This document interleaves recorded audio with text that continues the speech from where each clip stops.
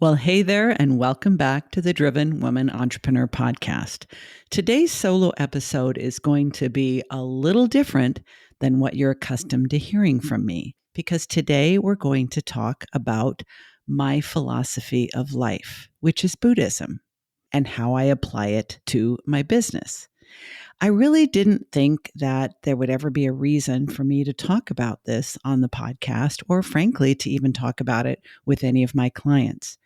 But over time, I've realized when I occasionally make reference to the fact that I'm Buddhist, or I might use terminology that the person recognizes as Buddhist in origin, people are often very curious about it.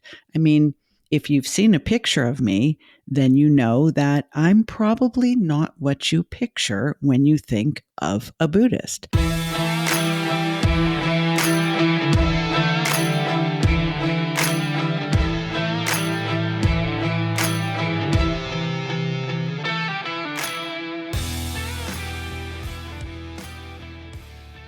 And so people are curious. They want to know, have you always been a Buddhist? Were you raised Buddhist? Or did you appropriate the religion later on in your life? What were the circumstances? Did you used to have a different religion before Buddhism? Why did you change? Why do you like Buddhism? And so on and so on. So I realized, a lot of people are curious and they wonder, is Buddhism something that's just completely separate in the personal part of my life? Or does it influence the way I think as a business owner, a coach, a consultant, and a mentor? And the answer is yes, yes, yes. Preparing for this episode really has helped me understand the degree to which it really does influence my thinking. So I decided to share this with you, and I invite you to express your thoughts and opinions about it, what insights you might have, what questions you might have after listening, and I would love to open up a dialogue, because something I've discovered is once people understand what Buddhism actually is, they're often curious to know more. So I'm going to open up with this. First and foremost, I draw the distinction between what I might call Buddhism as religion and Buddhism as practice or philosophy. I have officially gone through a ceremony where I have become Buddhist. I did this many years ago. I acquired a new name.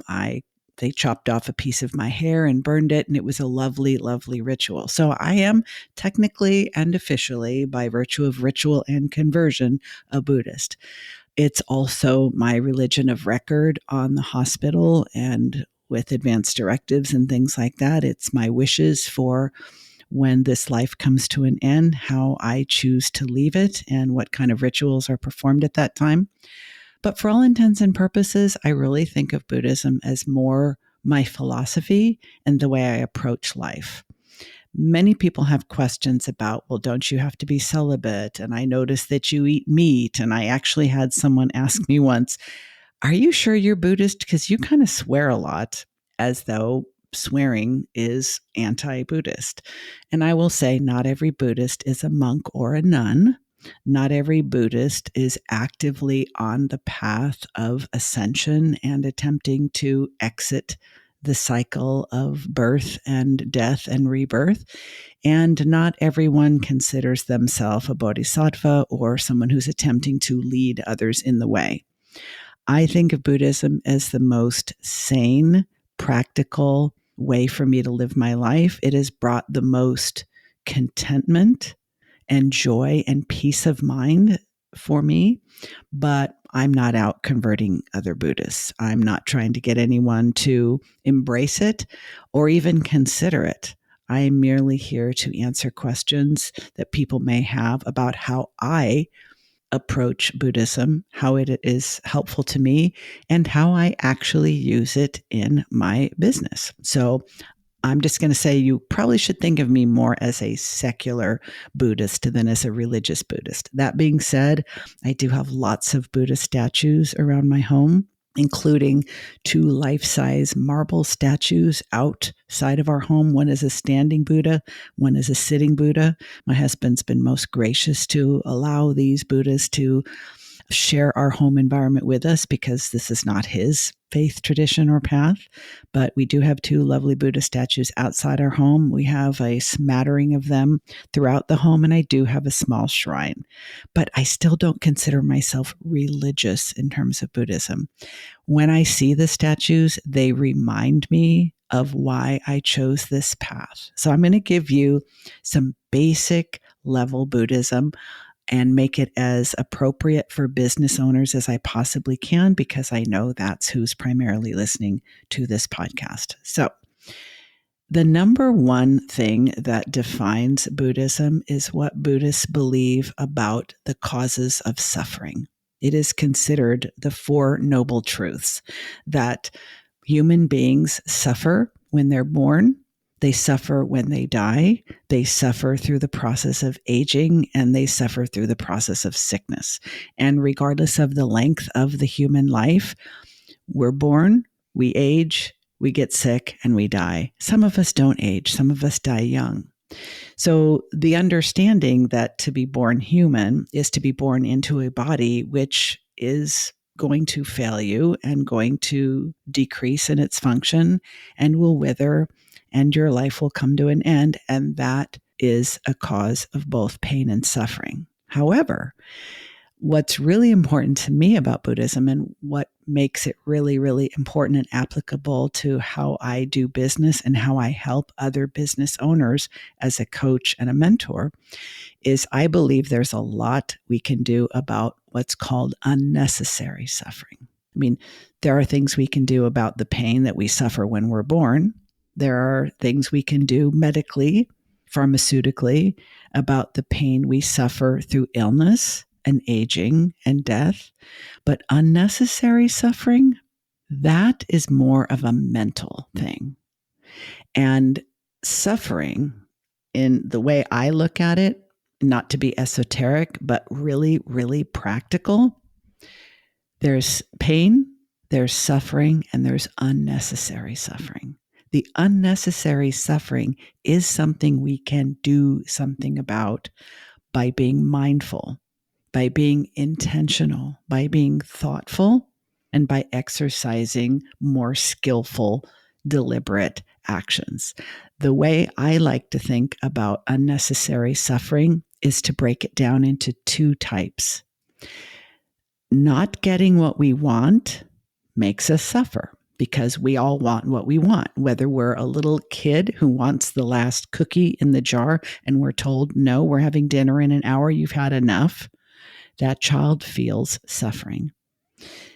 There's also the suffering that comes from getting what we don't want. We might get broken up with.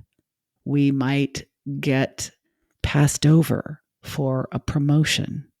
We might not land a contract that we were sure was in the bag. We might not get the partner that we seek. Our children may not turn out the way we imagined they would. So much of practical secular Buddhism for me is being really mindful and aware of my expectations.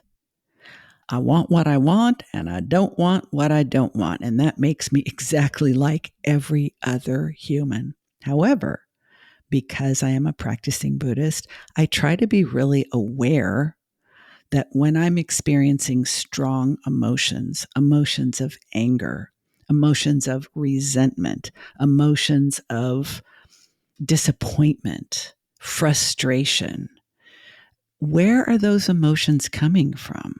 They're coming from thoughts. Those negative emotions are coming as a result of thoughts. What are the thoughts? When I dig down just a little bit deeper, the thoughts are oftentimes, that was absolutely supposed to be mine. I had that in the bag. That client should have signed up with me. I should have gotten that gig. So when we start thinking what we expect, not necessarily entitled to, but sometimes that's part of our makeup too. We're talking about our ego. Our ego tells us that if we want it, we should have it. And there are many popular new age and self-help gurus who teach manifestation and kind of give people the impression that if you want it, it's coming your way. You wouldn't want it if it wasn't meant for you. So if you want it, that means it's intended for you. And all you need to do is send a clear message to the universe to direct that thing, whatever it is, to you. I don't think that way. That is not how I work with the world. I prefer to think that I want to receive what's happening in my life moment to moment with an open hand. Yes, I have dreams, wishes, wants, preferences, and priorities. I set goals and I take action toward those goals. How I deal with disappointment, how I deal with things not going the way I expect, how I deal with mistakes, how I deal with failure, how I deal with things not working out in the way that I wanted them to. That's where my practice comes in. Fundamentally, we can save ourselves so much unnecessary suffering by thinking in a more neutral way. It's okay to want what we want. It's to be human is to want. It's our nature. But what do we do when we don't get it? Do we have an adult tantrum? Do we become enraged? Do we become depressed? When someone tells us no, they're not going to hire us, they decided to hire someone else? Do we go into a spiral of self-loathing and rejection-sensitive dysphoria? Or can we accept the reality of our circumstances, feel our feels, and release them? I've never been fishing in my life, but I like the fishing term, catch and release. I often try to manage my own emotions in that way.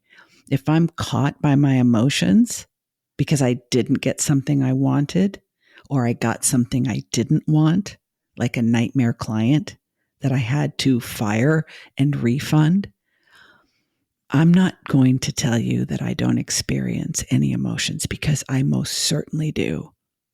I do not indulge them excessively. I hold space for myself to feel the feels.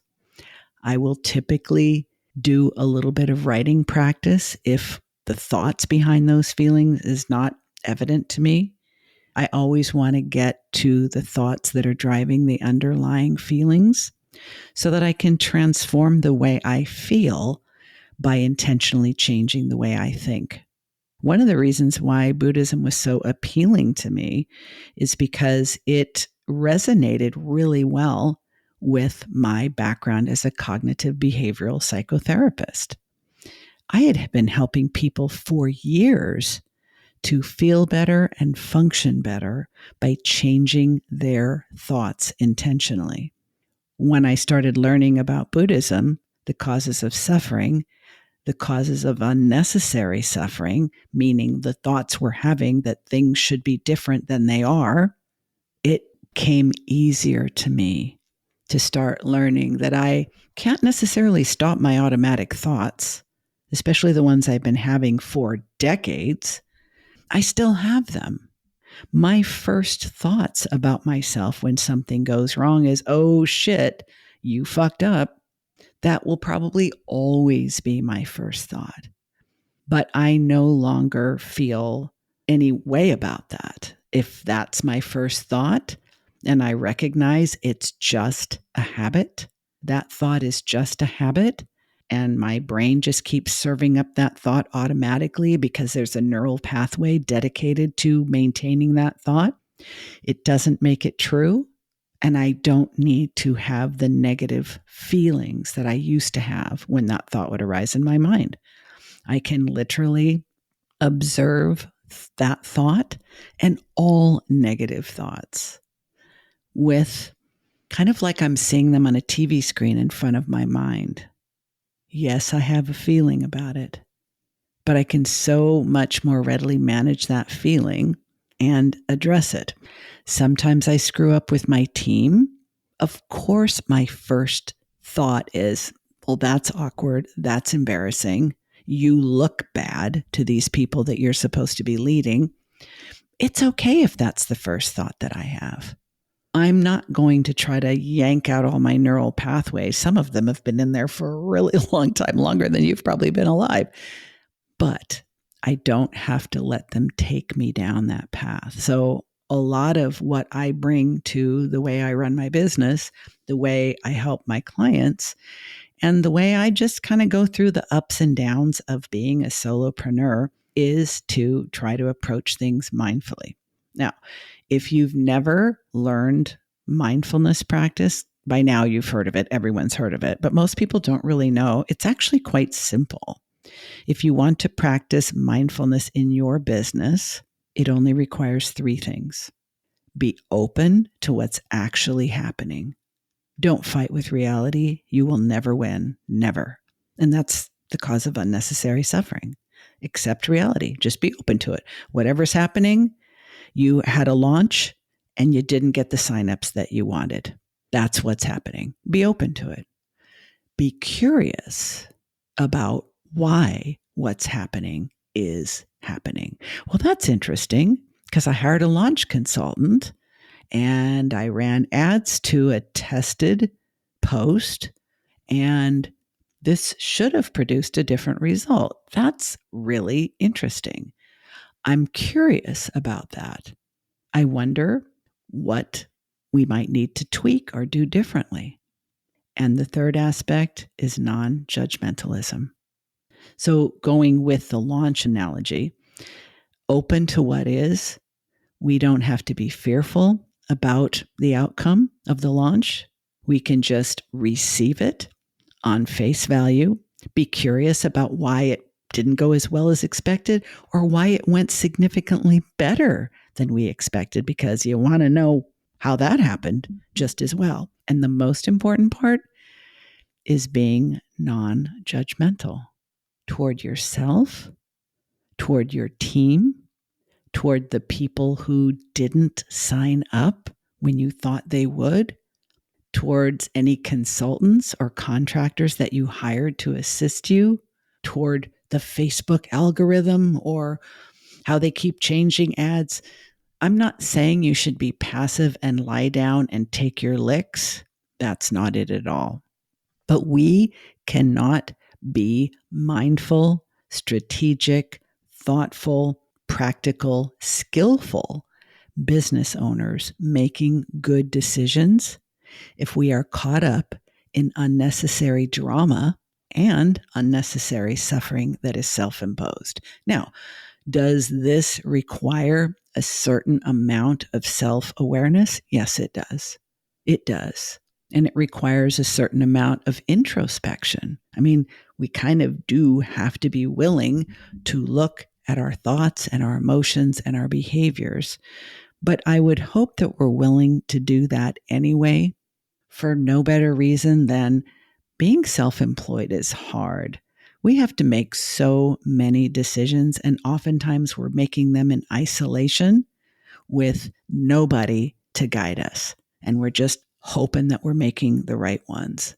So in my mind, any possible way that we can reduce unnecessary suffering, be more mindful, be more skillful, and handle what happens in our business with equanimity, which means kind of in a very balanced way, where we're not thinking this is a good outcome and that is about bad outcome.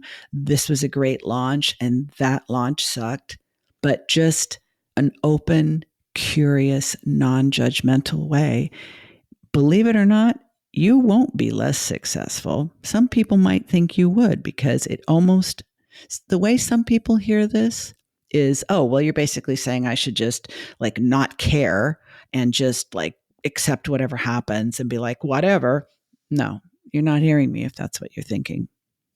What I'm saying is we can take a lot of the unnecessary suffering out of our self-employment by being more skillful with our own thoughts and emotions.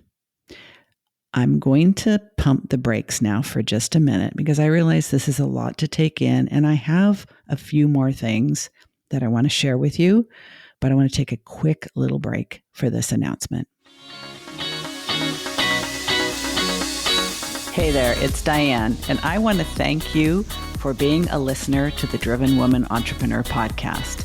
But you do know that you can only learn so much and change so much in your business and life as a result of consuming content, which is why I'm really excited to announce that my signature framework, the Boss Up System, is now available as a one-on-one coaching experience. How to know if this is right for you and if this is the right time? Ask yourself this.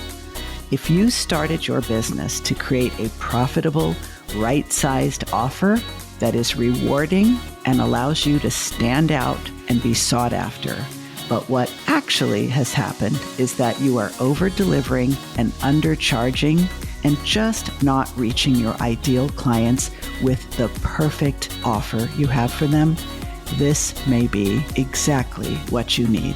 Hey, you already know you like what I have to say and how I think.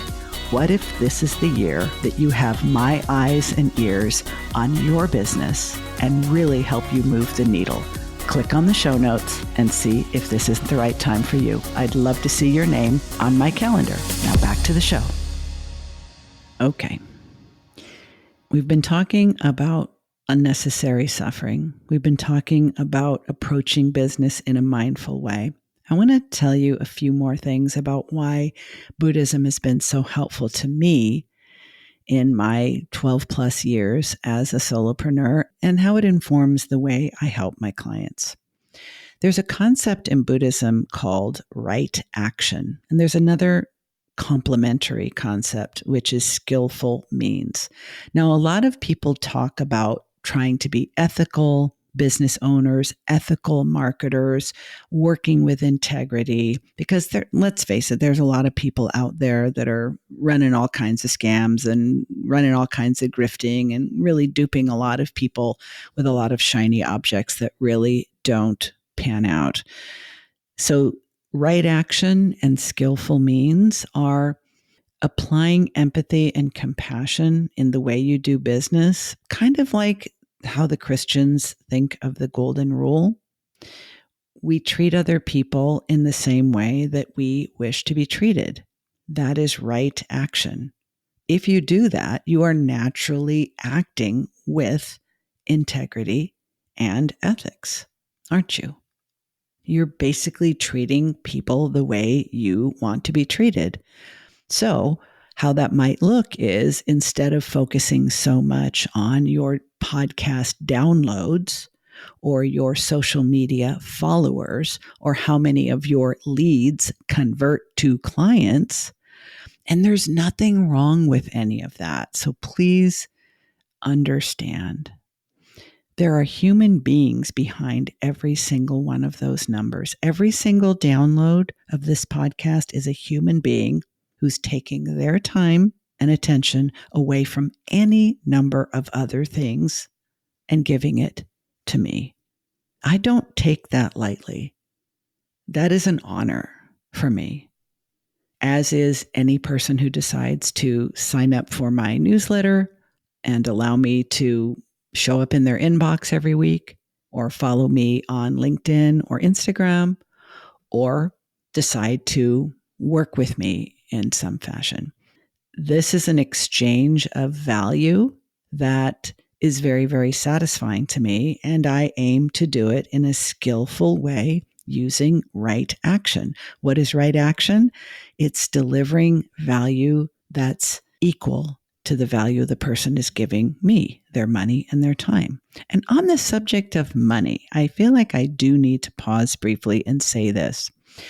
Because just like when someone once said to me, "Are you sure you're Buddhist? You sure swear a lot," which I was able to not laugh out loud, but it did strike me as funny. You know, Buddhists do not say money is evil or money is the root of all evil, as some Christian denominations do. The Buddhist attitude towards money is that it's neutral. The Buddha taught that money is neither inherently good nor inherently bad, but it can take on the good or bad qualities depending on how we use it. So you can have a very, very healthy relationship with money, or you can have an unhealthy relationship with money. Greed is considered unhealthy. Contentment is considered healthy. Now, do I take a vow of poverty as a Buddhist business owner? I do not.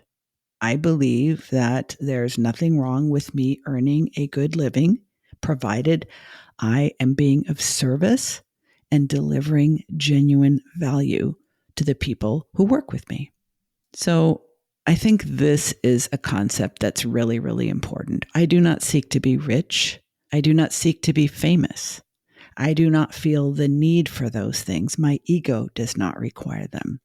Do I want to make a comfortable living for myself based on using my gifts and attributes, my skill and talent, my wisdom and experience in service to other people who want what I have to offer? Yes, I do. Yes, I do. A couple of other things that I think are really important is non-attachment.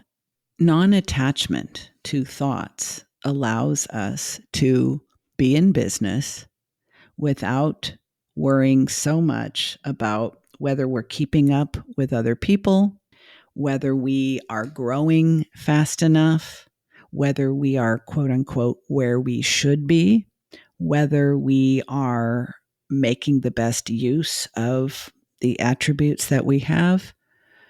Are we getting our money's worth out of the programs, products, and services that we've invested in? Those thoughts cause a lot of unnecessary suffering. Now, I'm not saying we don't need to succeed, because unless you are running a non-for-profit or a charity, you do need to have some evidence that you are doing the right things, as evidenced by revenue and profit. But all of the comparisons to what other business owners are doing cause unnecessary suffering. And I can be prone to this too. I love being in groups because I love the camaraderie. I love networking with other small business owners. I love the group support and even just a little bit of friendly competition.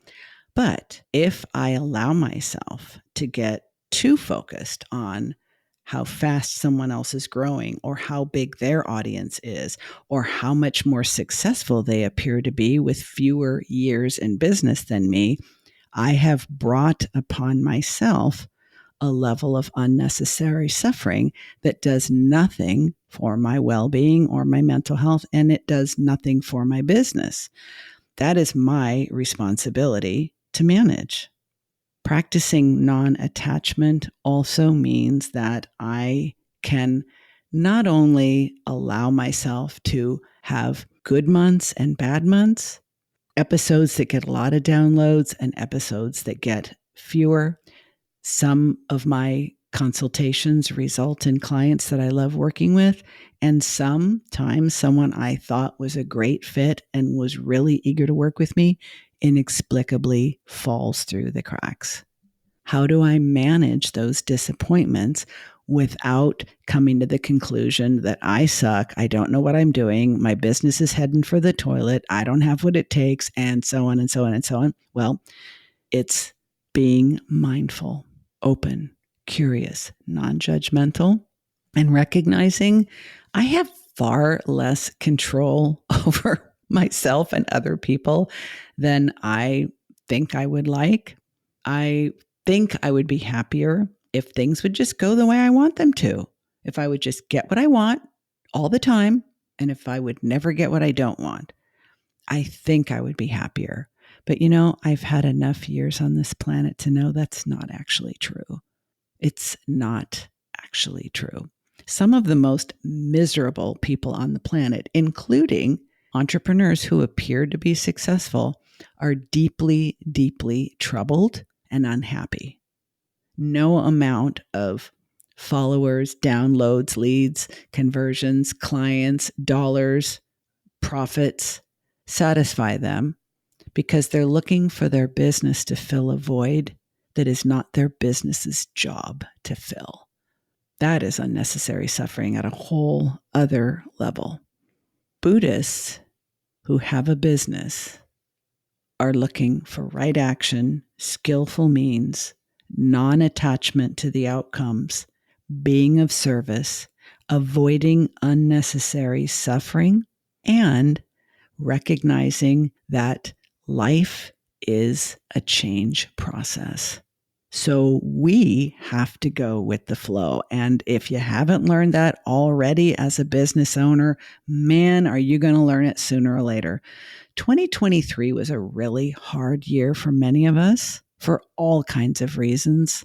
But being able to go with the ups and downs, go with the flow, stay mentally well, buoyant, resourceful, resilient through the different seasons and cycles of our business, that requires a level of making peace with change and allowing reality to be what it is without trying to battle it. Now, you may not think of that as a Buddhist philosophy for business. You might think of that as just being practical and resilient and resourceful. You may think of that as having a growth mindset. It doesn't matter what we call it.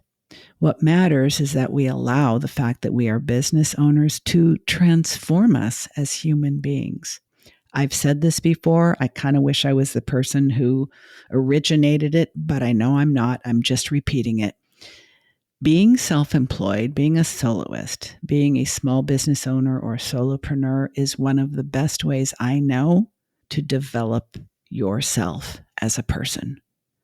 The level of discipline, the level of emotional management, the decision-making, the resourcefulness, the resilience, the willingness to be of service, the willingness to delay gratification, the willingness to try and fail and try again, that develops you so much as a human being in ways that I imagine it might be much harder to develop through another occupational path. I don't know. This is the one I've been on for the last almost 14 years, actually. I said 12 before, but it's actually closer to 14.